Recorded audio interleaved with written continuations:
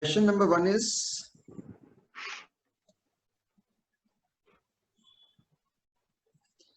okay. We are starting with question 1. The question 1 is asking about the failure after direct pulp capping in the primary teeth. So one thing we must all know is that in primary teeth, direct pulp capping as such, there are two conditions in which direct pulp capping may be necessary. Either the exposure, which is pinpoint exposure, but it is due to a carious tooth or a carious process, or a mechanical exposure. While preparing the cavity and removing the caries, there was a pinpoint exposure. So in both the cases, in general, you must not do direct pulp capping. And if at all you want to do, it is only allowed if it is a sterile exposure, for example, a mechanical exposure. And that also direct pulp capping is not very much successful. This question is asking us about the cause, why direct pulp capping should not be done. So the answer in this case will be the high cellular content of the pulp. Now, what is the reason? So the reason is that in the primary tooth, what happens is the pulp. Everyone please keep your, Dr. Ranjit, you need to mute your audio so that it is not causing any disturbance to anyone. Yeah, thanks. So the reason for this is that our dental pulp in a primary tooth as such is having multiple pluripotent cells, or you can call them as undifferentiated mesenchymal cells. Now this undifferentiated mesenchymal cells, they can get differentiated into any kind of cells. And in this case, when there is direct pulp capping done on a carious exposure, in that case, this undifferentiated mesenchymal cells, they'll get converted to odontoclast. Now, what is function of odontoclast? Can anyone tell me?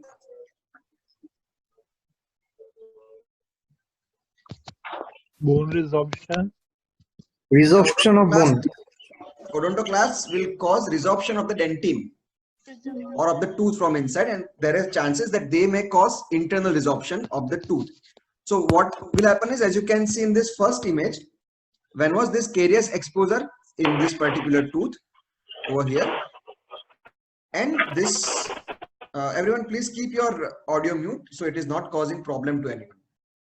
I cannot be muting everyone individually, so it will be nice if you all can keep it off.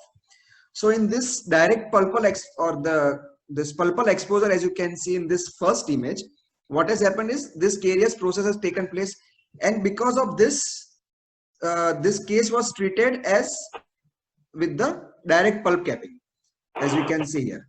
Now, as a result of this process, you can see the resorption that has taken place. Whole of the root has got resorbed because of the internal resorption, as we all can see. Okay, so for this particular question, the answer will be the reason why there is high failure rate of direct pulp capping in the primary tooth is the answer will be high cellular content of the pulp. Is it clear to everyone? Yes, sir. Yes, sir. Okay, so I hope this is clear to everyone. Now we'll be going back to the questions. The next question will be,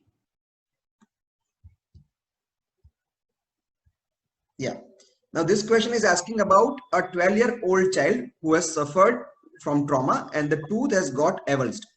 Now in this case, the question is asking that what will be the ideal medium in which this particular tooth can be carried to the dentist.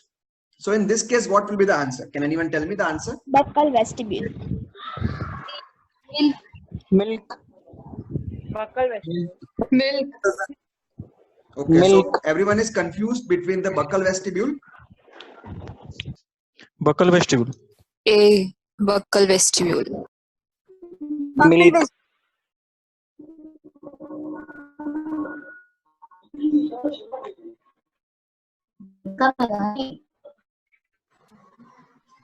Sir, your audio is mute.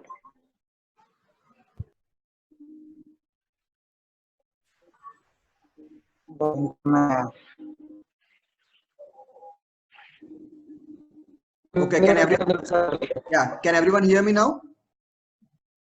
Yes, sir. Okay. Yeah. So the question is asking about now in this what we have to remember is the question is asking about avulsion. So the avulsed tooth has to be carried to the dentist so that the dentist can replant it. Other thing to remember in this, yes, Pujita. Pujita, you have any doubt? You have raised hand.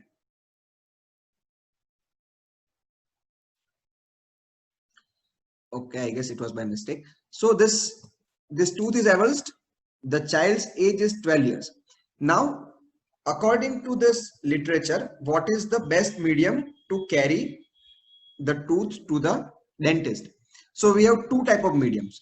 First is the physiological medium, which is better, and the other are non-physiological medium. So in the physiological medium, if we go in descending order, the most preferred or the best medium to carry is Viaspan, which is followed by this Hank's balanced salt solution, which is HBSS, which is followed by tissue culture medium, and the last in this physiological medium is cold milk. Now, as compared to cold milk, saliva is also a better option where we can carry the tooth to the dentist. Now, in this case, what all options we have? The options we have is this milk is also there in option. Also, buccal vestibule is also there in the option. Now, what to choose in this case? So here we have to think about the age of the child. Now, this 12-year-old child, whether the child will be able to carry the tooth in the vestibule or not. If the option of saliva was there, we could choose, or we might get confused between saliva and milk. But as we can see here in this this preferential sequence also, where the cold milk is coming above the saliva. And second thing is about the age of the child, where there are chances that the child might aspirate the tooth that is there in the vestibule. So in this case, it is best that we carry the tooth in the patient's instead of patient's vestibule. It's better if we carry the tooth in the milk. If instead of 12 years old child, if it was a example of some adult patient, in that case, more than vestibule, the better answer would, more than milk, the answer would have been vestibule. But in this case, it's better to carry the tooth in the milk only. Is it clear to everyone? That's Yes, sir. hello. Yeah. Anyone having any doubt? Yes, yes, sir. Sir, Yeah. many posts says Who is Shruti. who is speaking? Shruti. Yes, Shruti. Sir, many books says that buccal vestibule is the best option because Buccal vestibule is a good option. It is not best. Best is Viaspan only. But buccal vestibule is a good option. But looking at the two options we have, vestibule and milk, and in that also, the other option we have, other thing we have to see is patient's age. Now, this 12 years old child, the child may aspirate the tooth. So in this case, it's better to use the milk rather than using the buccal vestibule. If the patient's age is told to be like somewhere around 25 or above 18 or like that, in that case, we could have chosen the buccal vestibule as answer. Okay, sir. Thank you. Okay. So the best option when we are talking in the sense of this preference also, where the cold milk is better than the vestibule, and otherwise also, even if both of them were equal, we'll rather choose milk because the patient's age is 12 years here. Okay. So is it clear to everyone? Yes, sir. Hello, sir. Yeah. Who is this? Sir, if there is the option of coconut water and milk, then what will be the answer? In that also we'll choose milk only. Okay, coconut water, there have been some studies that it is you can say a better option. But if we are going through the endodontic textbooks, in that case we have to follow this only. In that this sequence will be followed. Okay, everyone? Okay, sir. Thank you. Yeah. Okay, sir. Now next question is asking about what is the maximum head diameter of ISO GG drill number 1, and it is equivalent to, and now see here they have asked us to, here they are checking our knowledge of two classification in a single question. The first classification they want to check is the drill number, that is GG drill number, what will be their classification based on the head diameter. And second classification they are asking us about the ISO. Someone's audio is still on, which is causing disturbance. Yeah. And second question is asking about the classification of the standardization of the instruments. So first we'll see about the GG drill classification. What it is asked us about GG drill number 1. So for GG drill, we have this classification from number 1 to number 6. And the head size, that is maximum diameter of head in millimeter. For number 1, it is 0.50. For number 2, it is 0.70, 0.90, 1.1, 1.3 and 1.5 in millimeter. These are the options which we have. The question is asked to us is about number 1. For number 1, we know now that the head diameter is 0.50. Now in the options, we are asked about the size of the file or size of the instrument at D0. Now for this, we need to know what is D0. Now this D0 is based on the instrument standardization given by ISO again.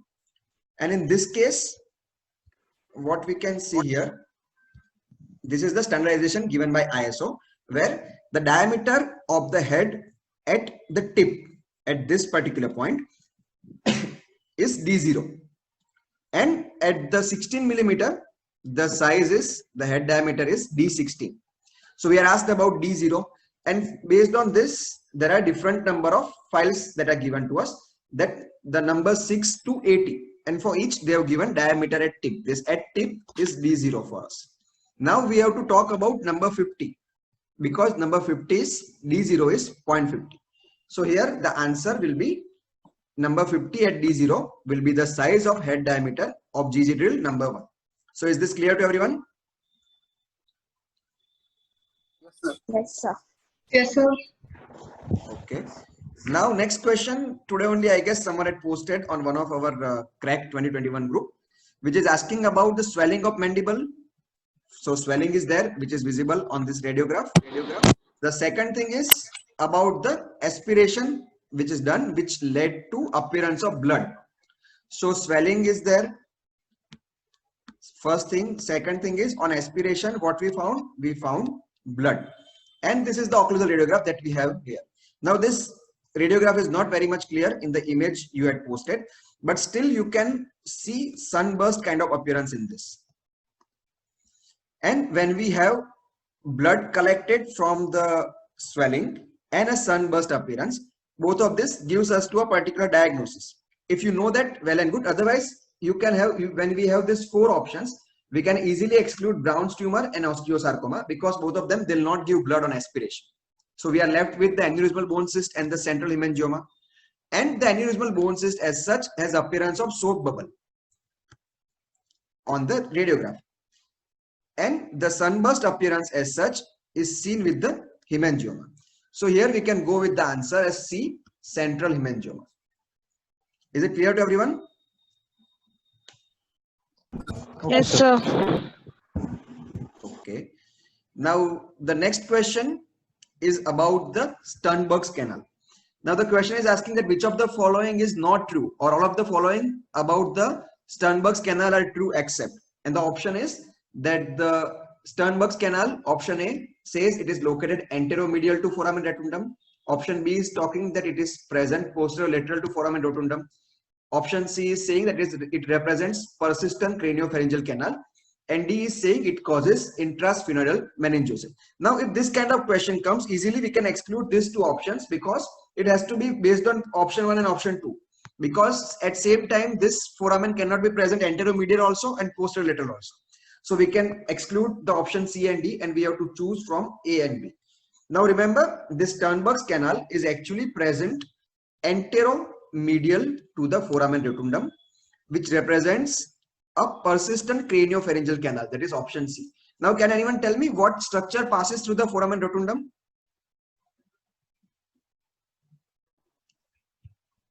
Maxillary nerve. Maxillary. Yes, the maxillary nerve passes through the foramen rotundum. And this, so if this is foramen rotundum, let's say, this Sternberg's canal will be present. If this is foramen rotundum, the Sternberg canal will be present anterior to it and medial to it. If these 2 are the foramen rotundum, this will be the location for the Sternberg canal.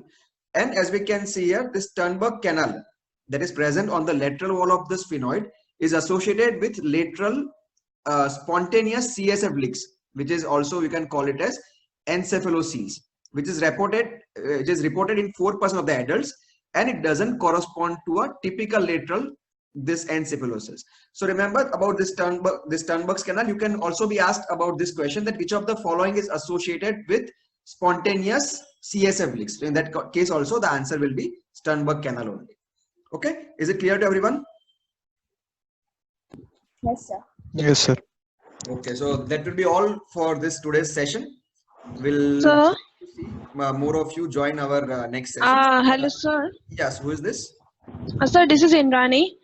Yes, yes, doctor. Sir, can you please repeat the instrumentation wala? I guess third question. Okay, you want to know about the GG drill or about the standardization? Yeah, this one only, this question only. So this question is asking us about, just give me a minute.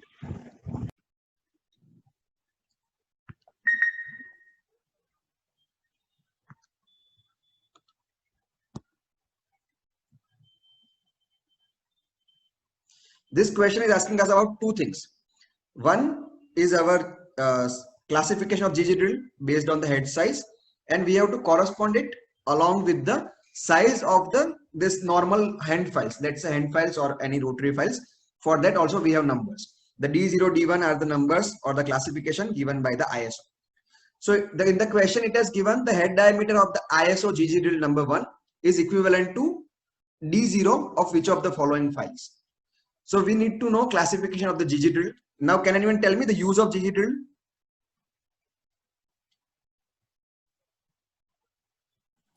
It's a canal orifice opener. Yeah, it is used as orifice opener. So in that case, that is the GG drill you can see. They are asking us about the maximum head diameter of this GG drill, as we can see in this image also. So for which is equivalent to, or for number 1, that we know now from this classification that it is 0.50 and it goes up to 0.579, 1.1, 1.3 and 1.5. It is equivalent to which of the following? And based on the ISO standardization, we have this, as you can see in this case, that this at the tip, the size is called as D0. At the 16 mm, it is called as D16. In between at each mm, we have D1, D2 up to D16. These are the sizes. So in the options, we are asked us about the size at D0. So for D0, this is the classification you can see here, that for number 50 file, the D0 is 0.50. So obviously the answer that is given to us from this will be the option A, that is number 50 file at D0. Is it clear? Yes, sir. Thank you, sir. Okay. Now one question which can be asked to you is, let's say this. Let's say this is the GG drill image that is given to you, and they'll give you markings as A, B, and C. So out of these 3, can anyone tell me which is the weakest point of these 3, A, B, and C? C. C. C. Yeah. The C is kept as weakest point, that in case if it fractures, it can be easily retrieved. Okay, that is the reason why it is kept as the weakest point of the GG drill. Thanks for watching the video. Don't forget to subscribe to our channel for more updates.